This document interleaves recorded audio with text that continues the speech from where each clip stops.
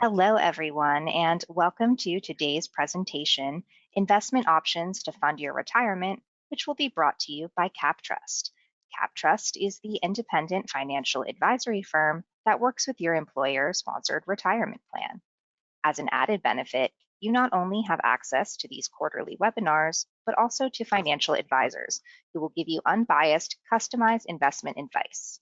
Without further ado, I would now like to introduce Deborah Gates, Manager of CapTrust Financial Wellness and Advice Team. Take it away, Deborah.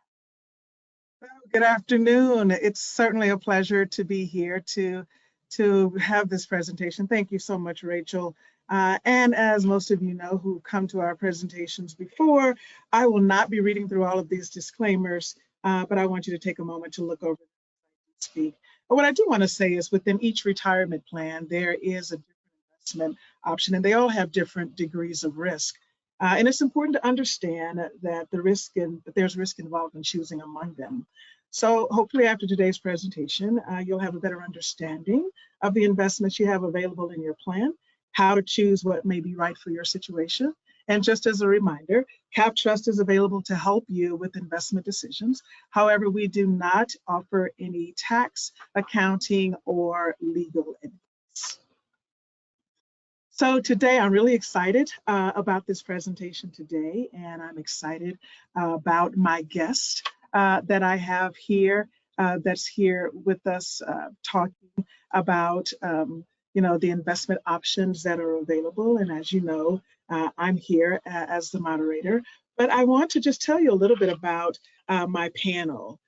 We have Jean Duffy. Jean joined CapTrust in 2010 as a Senior Vice President and Financial Advisor.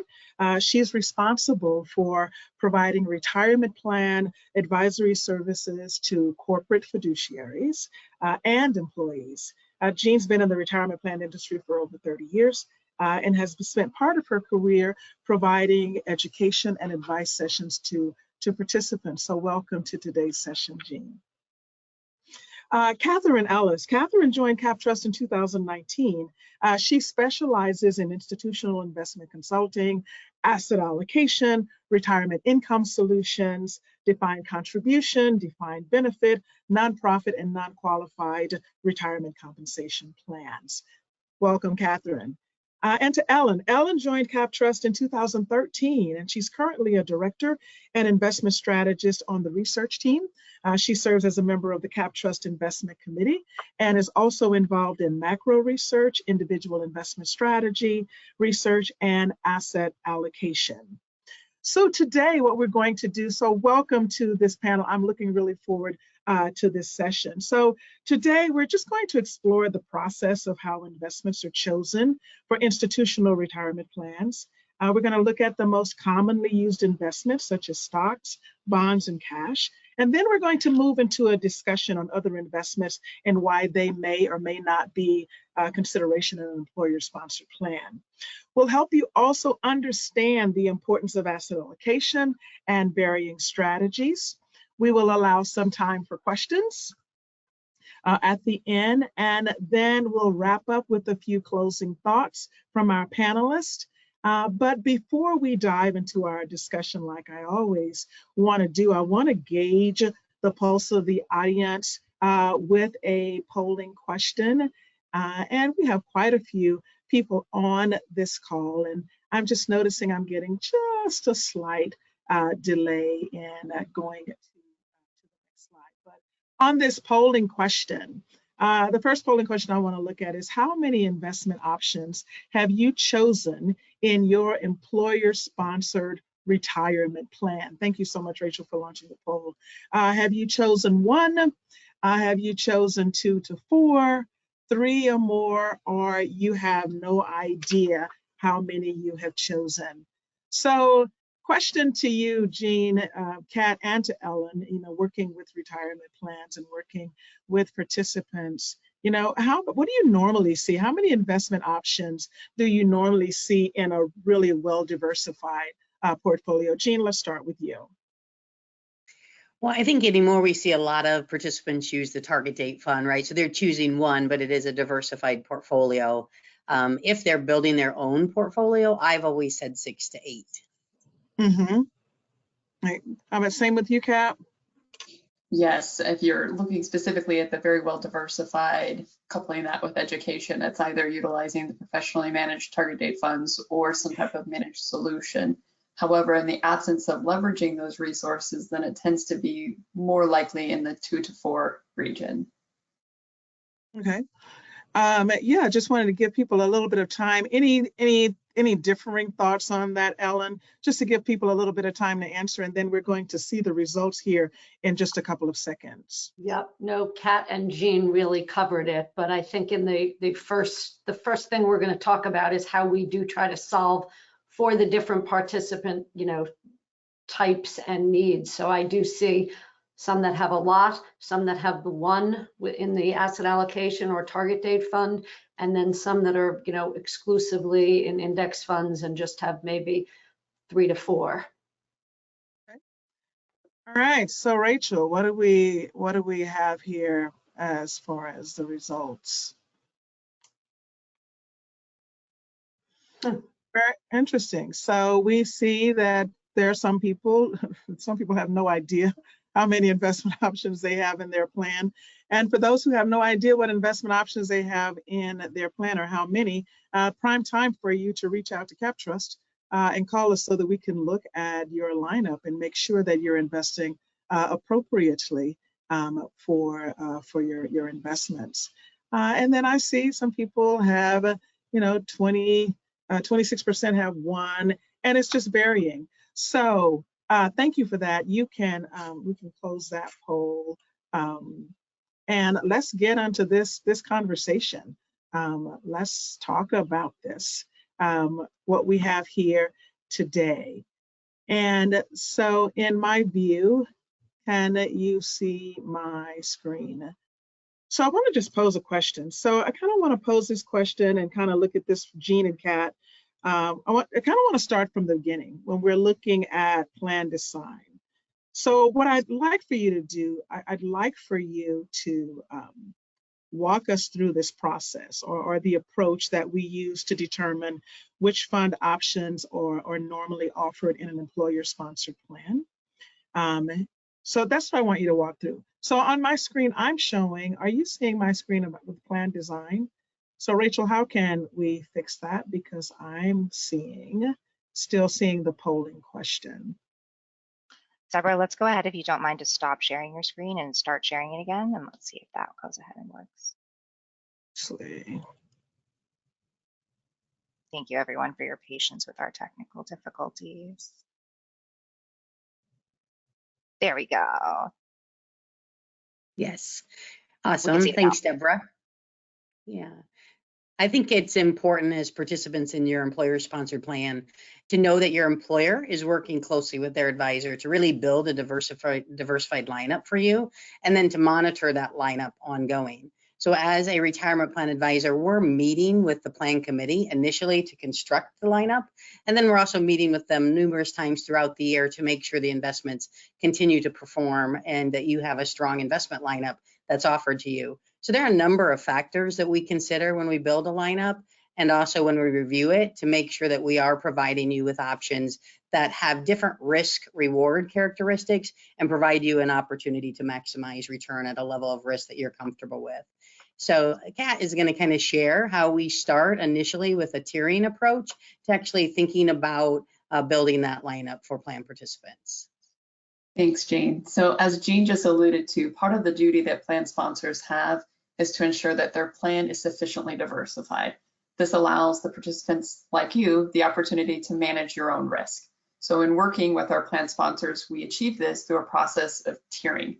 We recognize that each participant represents a different type of investor. And for the investor that prefers to take more of maybe a hands-off approach to their investment selection, it's important that we provide them access to some type of professionally managed asset allocation. The most utilized option that we see is frequently known as the target date fund. This is a non-static asset allocation, meaning that the further away you are as a participant from your potential retirement date, the more growth-oriented the underlying mix of that stock, bond, and cash funds will be. But as you move closer to retirement, the portfolio automatically rebalances and shifts away from the capital preservation or growth mode, if you will. I'm sorry, capital appreciation or growth mode to capital preservation or income oriented. Other options that you may see in this allocation tier include risk-based funds, oftentimes seen as maybe a balanced portfolio or maybe a moderate fund. These options will rebalance back to their stock bond cash targets on an ongoing basis. But those are for the hands-off type participants. For those participants that prefer to do it themselves, it's really important as well that we give them options that allow for them to diversify their allocation themselves, so as to not put all your eggs in one basket, basically. This allows you to manage your risk tolerance and accommodate maybe even your investment preferences. So for example, some investors are simply looking for broad market exposure, but are not interested in taking on active risk, which is the risk of paying for a potential benefit, but not actually getting it. Those investors need a tier of passive investment options to consider. Some investors are comfortable with paying a bit more for the opportunity to outperform the broad market though. So active funds tend to be a little bit more expensive than their passive counterparts because of this. They're more actively engaged in their selection and their processes. And while passive funds eliminate the opportunity to outperform, the risk for underperformance is largely removed. So it's important to note that there are fewer asset class options available in the passive arena versus their active fund counterparts. And lastly, it's important to understand that as an investor, you don't have to be all passive oriented or all active oriented. Having an active tier and a passive tier available to you allows you to make active decisions around where you're willing to pay for opportunities versus just capturing market exposure. And the final optional tier that all plan sponsors must consider is whether or not allowing other features like loans from your retirement savings and or a self-directed brokerage account or a mutual fund window are necessary for you as a participant. Factors that play into these decisions for them include things like access to participant education and advice, strong employee engagement, and even needs-based planning. So that's another layer down on the onion. So Jane, can you peel back a little bit further and tell us what types of asset classes we may typically see in the passive and active tiers? Yeah, and I love how you kind of tied it together and talked about different level of investors or participants and what they might be looking for. And just know, and you said that they don't have to use every one of these tiers because we're trying to create something where they can use certain, either the simple do it for me or building their own lineup, maybe using the passive or the active. But it is important to offer different asset classes, such as large company stock funds, small company stock funds, growth versus value, which we'll talk about a little bit later on, international, and then also to give people the option between that active or passive managers. So we know certainly that different investments perform differently, and that in order to maximize returns at a specified risk level, we have to provide various options. So that's why it's really important. We want to give the participants all the options they need to build that portfolio that's going to work best for them. And we want to make sure that we're complementing our passive managers with active managers for people that want to build their lineup, but also giving people that easy target date fund or risk-based solution. One thing I'll add here is that on the target date fund scenario, sometimes when I sit down with a participant who maybe didn't know how to make their election, they might have some in a 2020 fund, a 2030, a 2040, a 2050. And those funds are really designed just to choose one for the most part, to pick the one that's closest to the year that you're going to retire or based on your risk level. So that's why we go about making the tiering approach and building the lineup so we have kind of a solution that fits all needs. You know, I want us to take just a step back because, you know, we do this every day. And so we're very familiar with all of the terminology. And so active versus passive, can you give us like an example? Give me like a fund name or something that would really bring that point home as to what's active and what's passive. Well, I'll go ahead and jump in here. So a lot of people think of the broad market as the S&P 500. They think of broad market exposure being just that, which is just a large stock type investment structure that's a combination of growth and value investments under the hood. But it's just a broad market exposure type of structure. And typically it is a passively managed structure. You kind of want to cast the net and you want to capture your exposure on those types of companies that would be considered in the S&P 500. For an active manager or an active fund, you're looking to capture maybe a smaller subset. Maybe you're saying that there are certain companies that are inside of that arena that perhaps are more suited to being winning picks, if you will, over a period of time than all of the broad market. And as an active strategy, you would maybe have 20, 30% of the holdings of the S&P 500 versus all of it. And I know I'm not giving you an active name because there's so many different active names that you can choose from. But on the passive side, the S&P 500 is very common. Sure, that gives me a better understanding. So I think we want to dig a little bit deeper, and I think this is when I want to pull Ellen in, and I'm going to advance the slide. You know, we get so many questions. I know when we're meeting with participants and them wanting to know, and people are watching the news and they hear all kinds of things, why certain things are not a part of their plan. So I want you to dig just a little bit deeper when we are looking at the investment vehicles of what can be inside of a plan. Sure. So this slide, with far fewer words than the last one, is the vehicles that can be used in a participant-directed plan. So the most common or the most widely used is the mutual fund, and we made that the larger circle to reflect that, to be commensurate with that. So the benefits of this I will talk about in just a minute, but just briefly going through what each of these are and how they vary slightly. So the mutual fund, the large big blue circle, are pools of money from multiple investors to purchase the diversified portfolio of securities. So Jean talked about diversity being important.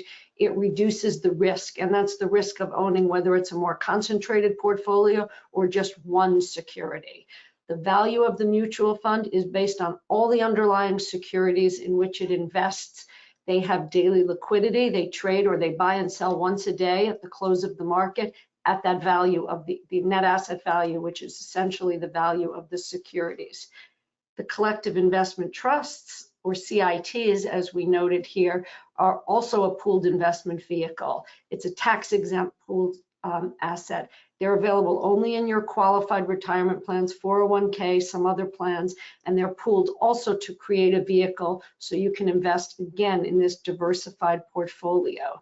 They're probably the second most highly used, but on the 401k side, as I believe the legislation is still working through gaining access on the 403b side, which should be happening. But in any event, very popular on the 401k side. They are maintained by a trustee, so that's the bank, the trust company, and essentially your employer offers this trust, and then the trust owns and manages the CIT. Also convenient daily valuations, generally lower management fees because they're not SEC regulated, so less admin and operating. So lower fees, tax-free earnings. But both of the CITs and the mutual funds you'll see all across your plans. They're pooled investment vehicles. They provide diversification. They also have daily valuations. The third one we list here is the separate accounts, separately managed accounts, a little less popular. It's managed by a professional asset management firm, and it's that firm that makes the investment decisions. I heard it described recently as a private mutual fund, so meaning it's customized to a specific investor needs or wants with respect to maybe the strategy or the style. So the interesting thing, or the differentiator also, besides that flexibility, is they have a minimum to invest, and that minimum can be quite high. It's not low. So more customization in a separately managed account, which is beneficial or can be beneficial, and then maybe a hindrance that there is a high bar or high minimum to set up. It's a collection of securities. It's also pooled with other investors, but you own the securities in the fund. So direct ownership, and in a mutual fund and an ETF, all the securities are pooled together.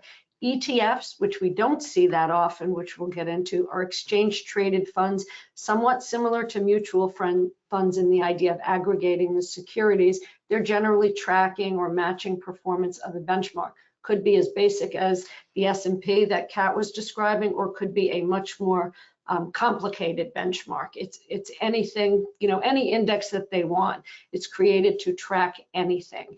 ETFs are bought and sold more similar to stocks, so throughout the day, but lower fees than buying all of those individual securities. They do have tax advantages, which is really doesn't matter a lot or doesn't mean a lot in a 401k. Retirement account plans already are tax advantaged, so putting a tax efficient vehicle in a tax advantage account really yields almost no additional benefit. So we generally don't recommend ETFs in our plans. We have extremely low and periodically, you know, no usage of that. The takeaway is just that the mutual funds and vehicles are collections of securities, and that the mutual fund is the most popular. This is really digging a little deeper, and on the right-hand side, we list the mutual fund or the other pooled accounts and really the many benefits of them. The first being that it is professionally managed. So every mutual fund has a portfolio manager that manages the investment. It could be a large cap growth fund, it could be a bond fund, whatever it is, the international fund.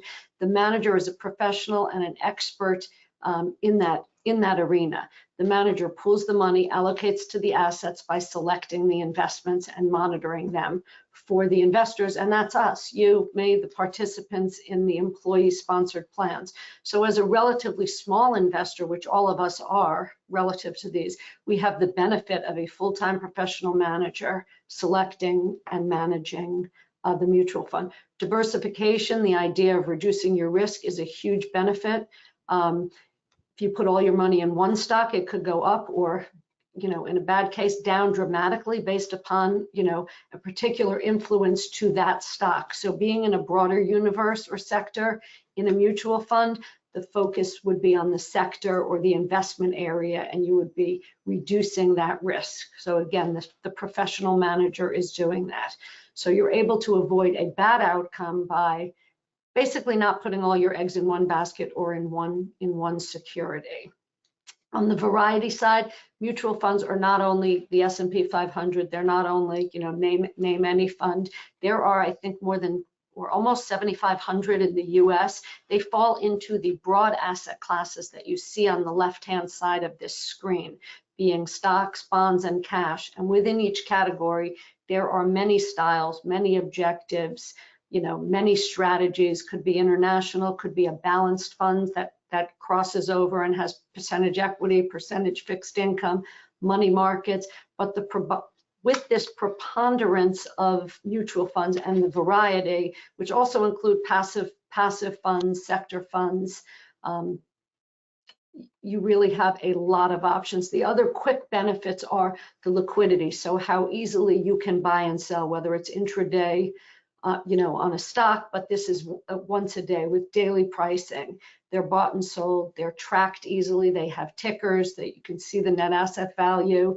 Again, once a day, so different from your stocks, but incredibly convenient to track, to buy, to monitor, to invest. You can take a fixed dollar amount, and just buy into the funds. And again, generally lower costs. You're buying for the fees of the fund as opposed to for every one of these investments.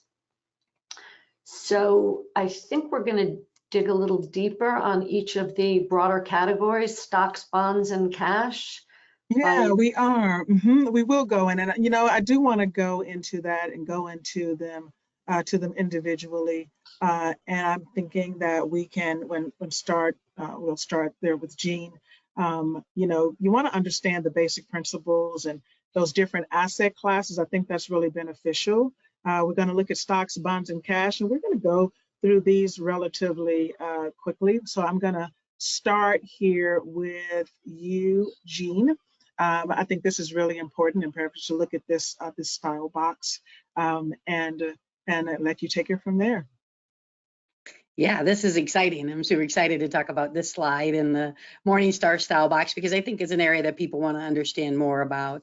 But the Morningstar style box is the 9 square box that you see that categorizes securities And we're going to look specifically at US stock funds I'm going to talk about on this particular slide. As a reminder, anytime you invest in stocks, think about ownership. You're purchasing a very small share of company, and inside a mutual fund, you're buying multiple shares of multiple companies inside that mutual fund. So when we look at the style box, it shows the size of the companies, or what is often referred to as capitalization, on the vertical axis, and the style of the investment on the horizontal axis. So from the size perspective, the top row represents investing in large size companies. You'll also hear this referred to sometimes as large cap, meaning the market capitalization or the size of the company. And in the case of large cap companies or large size companies, those would be $10 billion and above in value. Mid-sized companies in that second row would be 2 to 10 billion, and small size companies would be the under 2 billion. So market capitalization is simply the value of all of the outstanding shares of the company. So that's how we define that. When we look at the columns, they represent the style of investing that the fund manager is utilizing. The first column on the left is representing value investing. So the fund manager is looking for a value or a good buy, stocks that are underpriced and they think a good opportunity to buy them. Value stocks will often pay dividends as well. So think of lots of times we'll see financials in the value side, we'll see utility companies on the value side. And if we look at the other extreme on the last column on the right, that's growth investing. And here the fund manager is looking for companies that they believe have strong growth potential, looking at their earnings potential and forward growth expectation. So the stock price might not be as attractive, but they feel like there's a great upside potential. And lots of times we will see tech companies here. So think of things like Apple, in the past few years, Netflix, things like that, that had great growth opportunities. The middle column then becomes a blend of those two, and oftentimes we refer to these as blend or core. And this is where you will often see the index funds or passive funds here due to their lower cost and market efficiency. So Kat referenced earlier the S&P 500 index. This is that broad market index that would fit in that large cap blend, or that middle box on that top row would be where the S&P 500 fits. As you move across from value to growth, the risk increases. And as you move down from large cap to small cap, the risk increases as well. So on that box, the highest level of risk in US stocks would be small cap growth funds, and the least amount of risk inside the stock market for US funds would be large cap value. So remember that when we do invest in stocks, we are taking on risk, and sometimes that means our accounts can go up or down, and sometimes that movement can happen pretty quickly. So I always like to tell my plan participants, if I'm in front of them, that if they tell me they never want to see a negative on their statement or in their account when they log in, then I would tell them they have two choices. One of those choices is don't invest in stocks, and the second choice is don't look, which is not a good option. We do want you to look at your account. We just want you to realize that that's what's going to happen if you invest in stocks. There are going to be times when your value on paper goes down, but remember, it is just on paper. And once the market recovers, you will recover along with it. The danger comes if you sell it at the time when you're seeing that negative, then that loss becomes real. So remember, when you buy stocks, there is a certain amount of risk associated with it. The market goes up and down, and that means our account value goes up and down with it. So that's what I wanted to say there, Deborah. All right, wonderful. All right, so let's switch on over and look at bonds. Looking at bonds. So, I hope everyone's getting something out of this, because we could definitely talk about this all day. When we're looking at bonds, or we're looking at bond funds, I want you to talk a little bit about that, Ellen. I mean, we see all different types of bonds and bond funds. But in our lineup, we usually look at like maybe a couple, 2 or 3 bonds in the fund lineup. And I kind of want you to hit, sometimes we'll get questions about savings bonds. So I see we have these listed. So can you kind of hit on some of these to help us to have a better understanding of bonds, and that we're looking at bond funds and not individual bonds? Right. So first, bond funds. The bond fixed income bonds is such a wide and varied universe. And so if you think back to the menu lineup and the best practices that Jean and Kat were talking about, we probably are offering 1 or 2 options for all the same reasons, to diversify, to have a professional manager, in this case, knowing how to access this broad opportunity set, when to get in, when to get out, when to be long duration, what parts of the curve. It's a pretty complicated universe of fixed income securities, and probably most participants are not equipped to evaluate not only the market, the drivers, the cycles. It's, you know, emerging market debt. We wouldn't want to have a fund specific to that. You can see on this slide a number of different fixed income securities, and then you would want to tailor that to, you know, when to be conservative. So having this professional manager in that space really provides the ability to do that. I will say that fixed income is, you know, is really broad. I mean, you know, in the strictest sense, it's really securities issued by companies or governments who, and you are the lender. So unlike what Jean was saying, where you are buying a piece or an ownership, you are basically the lender to the company. And for that, it should be less risky. You are paid interest. The interest is based upon the creditworthiness of the entity, the prevailing interest rates. They should be, again, less risky because of their seniority in the cap structure, which basically means that you're paid first in the event of, you know, a disaster or a liquidation. So enormous and varied opportunity set, one that is not easy to access. Individual bonds are expensive. They have idiosyncratic risk. They have large denominations. So bond funds that we offer are created to access this part of the market. You will probably see in your lineup an index fund, which does just that, tracks the index. And then we usually have a, what we call, or what's referred to as a core plus. It invests across the opportunity set, primarily in investment grade, which is higher quality US fixed incomes, governments, corporates, securitized debt. And then the plus part of that core plus generally gives it a little bit more flexibility, and they can hold high yield, corporate high yield, emerging markets debt, and bank loan. So some non-core assets, and what they will do is dial it up and down as needed, something that you and I probably can't do. The question on savings bonds and treasury bills, notes, bonds, so they're similar in that they are both issued by the US government. They're considered low risk.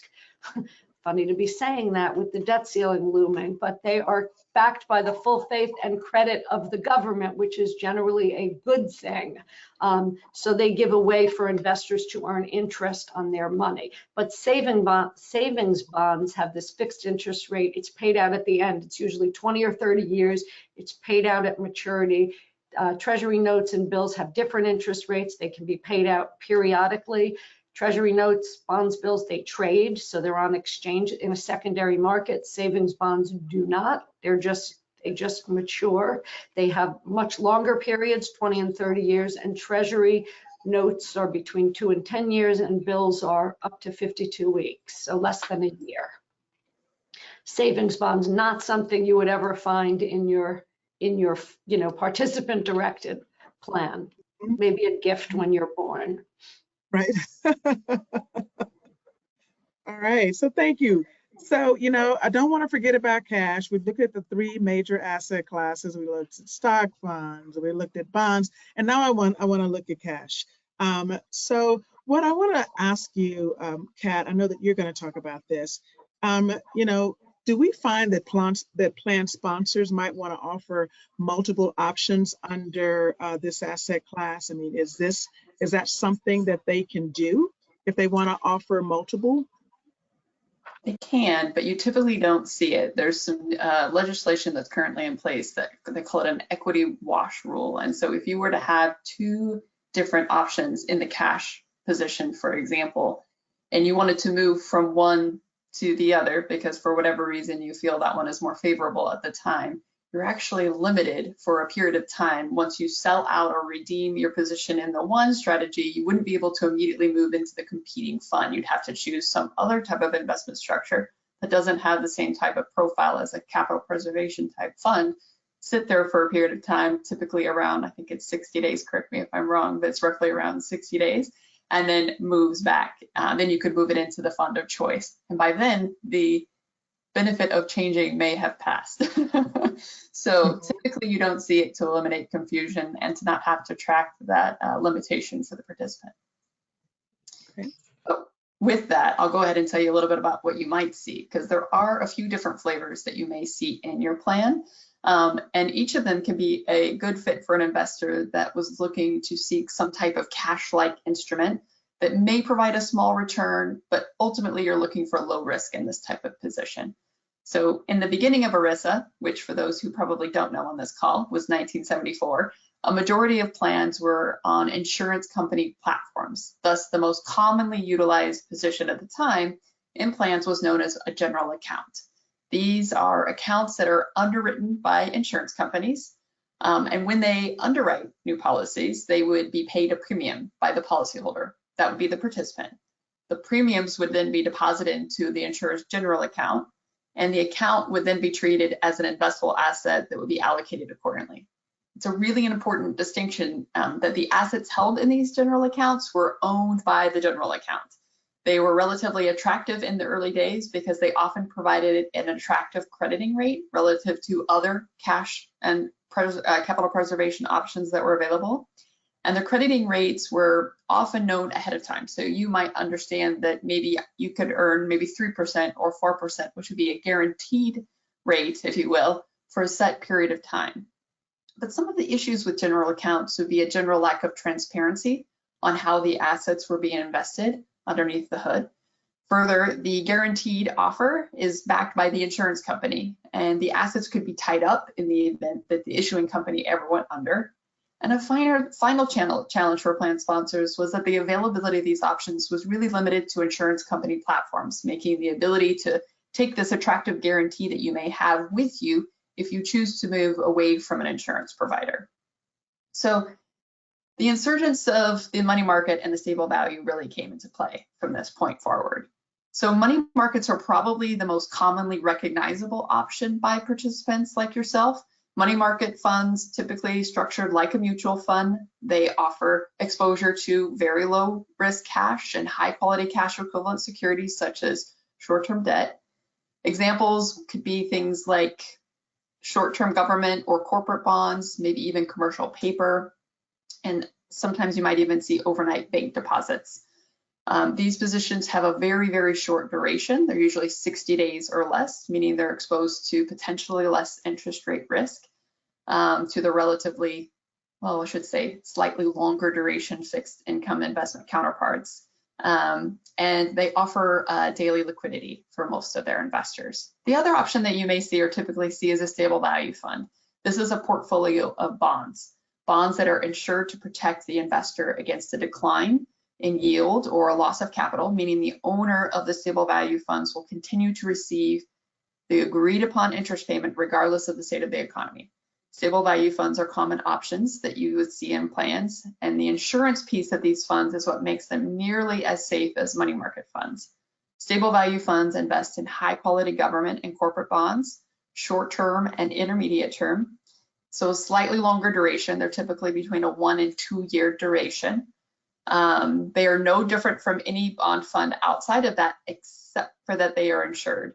And an insurance company or bank is contractually obligated to protect the fund's investors from any loss of capital or interest. The bonds in such a fund are sometimes called wrapped. So if you've ever heard of a wrapper or a wrapped bond, this is referring to the fact that they're insured. So a stable value fund is inherently as safe as investment as money market funds. Historically, stable value funds provide a slightly higher rate of return than their money market counterparts. And stable value funds remain just that, stable. They don't grow over time, but they don't lose value either. So an important distinction, now that you know the 3 most common options that you may see in your menu, is that capital preservation funds in general can provide you as an investor essential elements of a balance and stability to an overall asset allocation.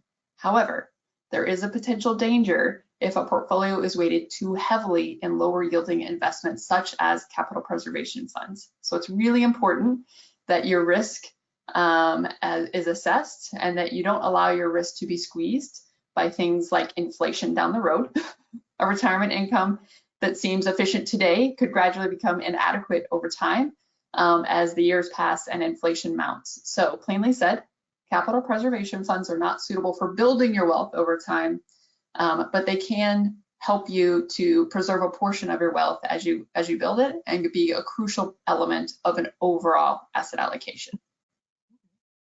Wonderful. So let's look at some other investments. We get questions a lot about other investments that could be included. Why isn't there high risk? Why isn't there specialty funds? So I want to talk a little bit about those other investments. And, Ellen, I think that, let's just look at a couple of these. The ones that I hear most about, people asking about cryptocurrency, they're asking about real estate or annuity. So if you could kind of do a high level as to just a couple of those, what they are, and then kind of think you're going to fill in the spaces why we don't traditionally see them in retirement plans, because we get a lot of questions about these different options. Right, so great. Lots of reasons that we don't see them. And when we do see them, the ones that are allowed, I will say the adoption, so the percentage invested in them is relatively low, at least from the CapTrust perspective. So annuities, generally speaking, an investment from an insurance company where you, the investor, receive regular payments. You can see why this is, it's more complicated than that. It's really attractive. Most of us don't have defined benefit plans, and with the risk of not having enough, really would want to have some guaranteed lifetime income. They can be used for building income. In some pension plans, it's very complicated. The Secure Act, I think, was sort of encouraging annuities into plans, and you may want to buy them. It is very hard to have them on the platforms, and they are expensive, and the variety just is not available on a platform. Real estate essentially comes in two types. The one entitled just real estate are funds that essentially offer direct investments into properties. So this is also giving you some income, or hopefully a lot of income. I can think of only two in the CapTrust lineups that we have. These are funds or separate accounts that invest directly into commercial real estate. The goal of those funds is to generate a lot of income, since they're investing directly into these properties, and I think you can pretty easily see why this would be challenging. So they do have these funds, the real estate, have public securities, they have mortgage-backed securities, they generally hold higher levels of cash, so 5 to 10% in the fund for liquidity reasons. And the liquidity is not, I won't say never, but should not be a problem, because they mostly have access to massive lines of credit in the event of a disaster, but they are investing directly into these funds.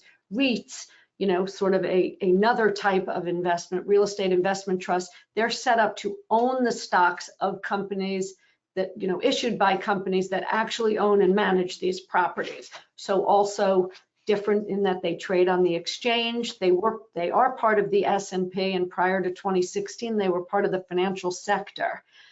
Now they're their own sector within the S&P. So these companies or REITs, trusts, are set up to own income-producing real estate across, many property sectors. They own and operate similar to a mutual fund, and that allows folks like us, small investors, to benefit from these income-producing returns. There are a whole lot of qualifications to be a REIT: percentage of assets in real estate, in income from rents, and then distributing 90%. Again, more complicated than that.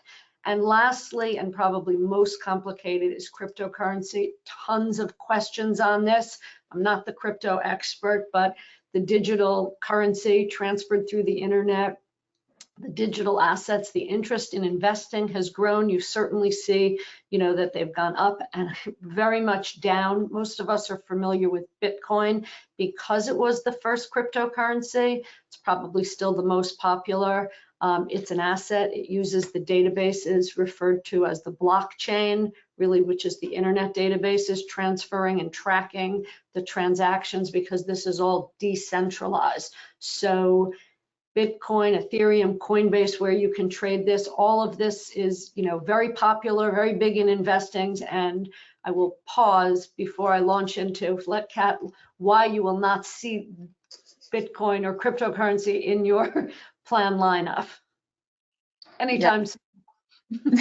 Well, some of that is because of some guidance. It's not a rule or a regulation or anything like that, but the Department of Labor, which is a huge governing body on how plan sponsors comply and perform their duty in helping you to diversify and create their menus, has put out a bulletin, a statement indicating that exposure to these types of securities, whether that be cryptocurrencies in general, is at this point still widely misunderstood, that there's a lot of volatility and lack of awareness on how they work, how they're evaluated, et cetera. And until there's a better understanding broadly across our industry on how those things work and how they can be implemented in an overall strategy effectively and managing your risk appropriately, then they're advising plan sponsors to not include it, and fairly strongly with their language. So that's why you will likely not see it. It's not to say that it's not in any plans. It obviously is in some plans in the ether, but it's unlikely going forward that if it's not in your plan today that you would see it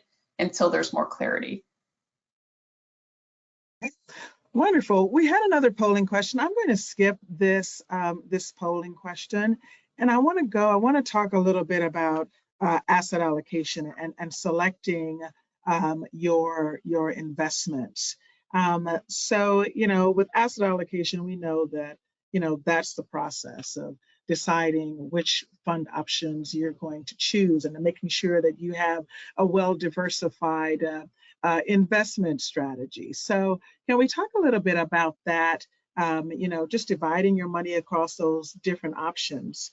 And so, Jean, I want you to take us through just the importance of that and you know, having this allocation, how you're investing your money, how important that is, and how important it is to get with your strategy and stick with your strategy. You know, we kind of talk about time in the market, not timing the market. So can you speak to that, please? Yeah, I'll just speak to this really quickly. I think we've had some pretty volatile markets with everything that's gone on the last couple of years. And what we suggest is figuring out the right risk level for you. Put your money, the percentage you want in stocks, and leave it there. Don't try to guess when to be in the market, when to be out of the market, because that's a very difficult game to play. And if you are missed just a few of the best days of a recovery cycle, you can see on the chart that you can drop your return from 10.5 all the way down to 5 just by missing the best 30 days. So just stick with your long-term strategy is the best advice there. Then if we go into maybe the emotions of investing on the next slide, I'll talk real quickly about that as well, is as individuals, humans, we are emotional, and sometimes our emotions get in the way of investing because we tend to react at exactly the wrong time. So the market's doing poorly, it's doing poorly, I'm fearful, I'm panicking, oh my gosh, what's gonna happen? It gets to the bottom of that cycle and I decide to move my money out because I just can't take it anymore. So when I do that, where's the market going? It's going back up. I'm not there to get the recovery back on it. So again, be careful not to let your emotions get in the way of your investing, because we're usually making decisions at exactly the wrong time. And the other thing I would say there during this cycle is also when the market's down, don't stop investing. Don't stop your 401k or 403b contribution. Keep putting money in because it's on sale now. So if it was a good buy a year ago when it was 20% higher, it's a really good buy right now. So keep investing. Don't stop investing when the market goes down. And I think that brings us to our very next point. I mean, when you're looking and you're selecting your investments, of course, we always encourage you to reach out to CapTrust, but there are a couple of things that you want to keep in mind. You want to think about your goal, how much, you know, what is your goal? You want to set achievable goals, things that you can reach, and how long will your money remain invested? So when are you going to start using this money? And then you have to think about your risk. We spoke about that earlier. When you're looking at stock funds, when you're looking at the varying asset classes, how much risk can you take on? So you want to base that not only on your time horizon, but you want to look at your risk tolerance. And then you want to look at, look at selecting your investments. And we kind of talked about this earlier. You know, there's several different ways that you can do that. You can either do it yourself. There are a lot of tools out there. Your provider has asset allocation tools that you can use. You know, reach out to CapTrust. We are here to help you make your decision. Call our advice desk to determine what your risk tolerance is. What type of investor are you? Looking at your options, And we have a great tool that we utilize to navigate the conversation, because we do want to talk to you about your strategy and make sure that your strategy is in line with your goals and your risk tolerance. Or if you're the person that says, I want to choose a target date fund, we want you to, we advise you on the way that you are. It is customized advice looking at your financial situation. So we can help you select your varying investments. I do want to leave a little bit of time for a few questions, because I'm sure the questions are racking up. But I do want to, as we are going to questions, and Wes, as you're pulling and funneling questions to us, I do want to just remind you that you can go on to captrustadvice.com to schedule an appointment. We have evening appointments available. So that's Monday through Thursday from 8:30 a.m. until 8 o'clock p.m. Eastern Standard Time. On Friday, 8:30 a.m. until 6 o'clock p.m. Eastern Standard Time. And that's with you scheduling an appointment, and we're going to reach out to you. Or you can call us directly Monday through Thursday, 8:30 to 5:30 at 1-800-967-9948, or Friday, 8:30 a.m. until 4 o'clock p.m. So I know with the number of people that we have on this call, Wes, do you have questions that you would like to toss to us, please? Thanks, Deborah.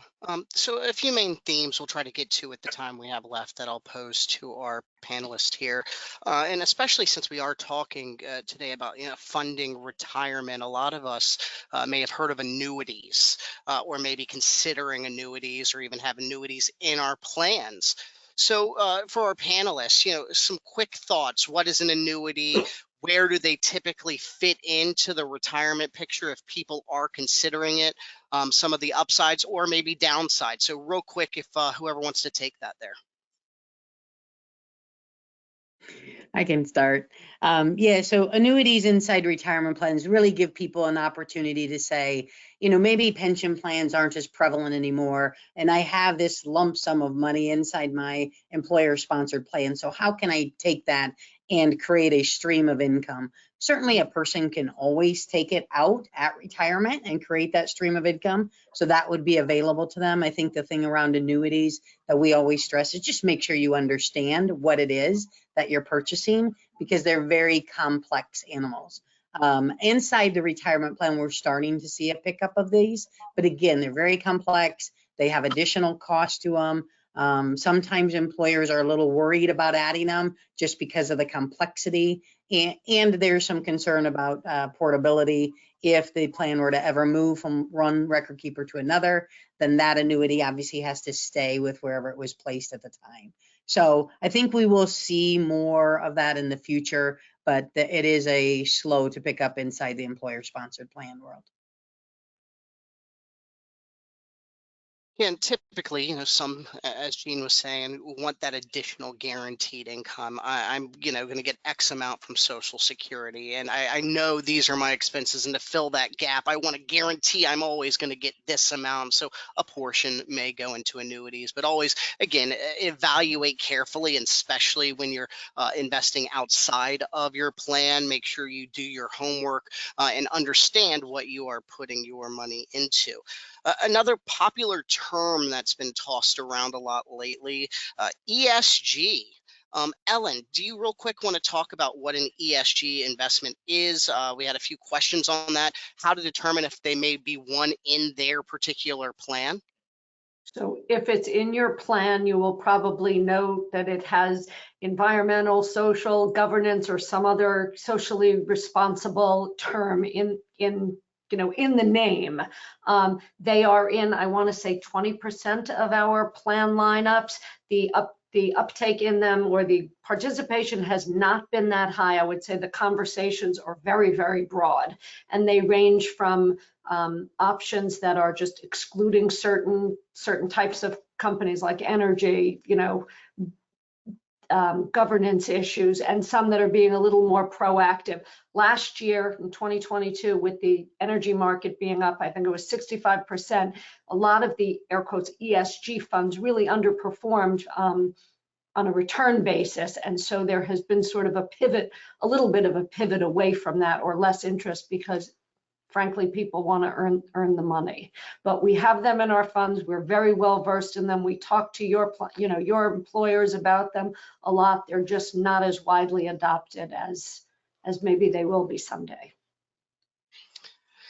Thank you so much. And one of the other questions we received around is like, how does CapTrust and the research team evaluate performance of these investments within the plan, and sometimes recommend changes? How does an individual evaluate an investment outside the plan? So they might be able to use that same information to take that mentality. So Kat, do you want to talk about what our research team typically looks at when evaluating these investments? Sure. At CapTrust, we have our own proprietary due diligence process in which we are looking at funds from both a qualitative and a quantitative basis.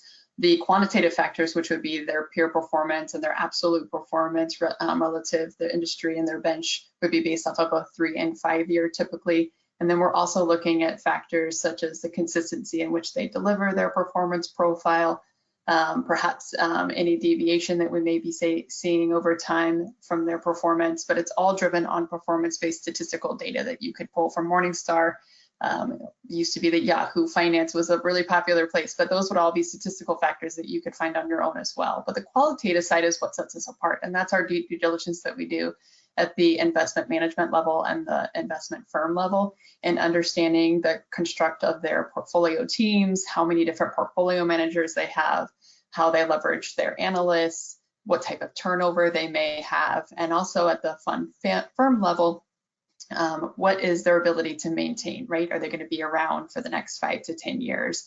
Do we feel like they're promoting the strength of the investment strategies for their investment managers, et cetera? And then from that, we create an overall score. And that really is meant to be a guide for us and the plan sponsors that we work with to understand if everything is still in good standing based on the factors that we originally chose the investments, if there's maybe a reason to review and understand why there's maybe deviation from our original choice, or if we need to consider replacing the fund. But if you're concerned about whether or not an investment structure is the right one for you, you are welcome to try and do the work on your own, but I encourage you to leverage the advice tools and the advisors that you have available to you, and reach out and talk through the investment options that are available in your plan. And you can always do research on the investments available through your record keepers. There's a lot of times the fact sheets, the prospectuses. I did get some questions about, does CapTrust have an app? We have our website, captrustadvice.com, and it is mobile responsive. Many of your record keepers do have apps and great tools and resources I encourage you to check out. I did want to use this as a point to plug the Blueprint tool that all of you have access to. It's the CapTrust Retirement Readiness tool to help see, are you on track for your retirement goals? You would go through that with one of our retirement advisors through our advice desk. And again, you can make an appointment. You can give us a call during our normal hours. Again, you don't have to do this alone. You have access to help as part of your benefits. We are still getting a ton of questions with 1,500 people on this webinar. Unfortunately, we cannot get to them all. I did want to toss it back to Deborah to wrap us up. If we didn't get to your questions, because there's some great ones coming in, please call us. Let's talk about what's really on your mind, and instead of talking generalities, get to the root of your specific situation. So with that, Deborah, I'll toss it back to you. Thank you so much, Wes. And yes, please reach out to our advice desk. I left the number up and the website up. We're sitting and we're waiting by the phone. We want to talk to you. Schedule that appointment. But before I leave, I want to thank my panelists for coming on and spending the time with you today. And I just want to know, do you have any closing thoughts as we are at 1 minute before we are going to end this webinar?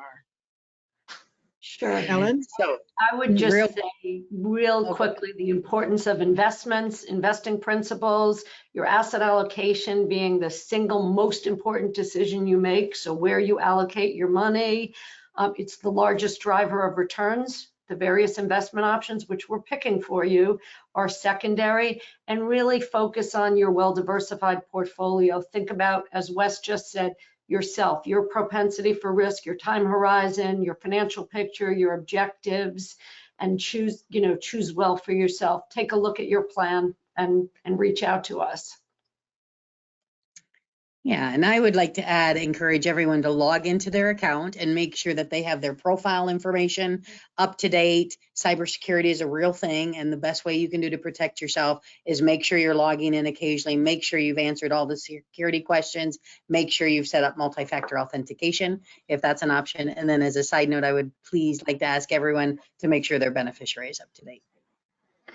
Yes, once you've assessed your personal situation, you understand your goals, you've logged in and secured your account and assigned your beneficiary appropriately, schedule an appointment. There's no time like the present to really be working towards your goals in a way that's meaningful to you. So personalize your experience and call us today. All right.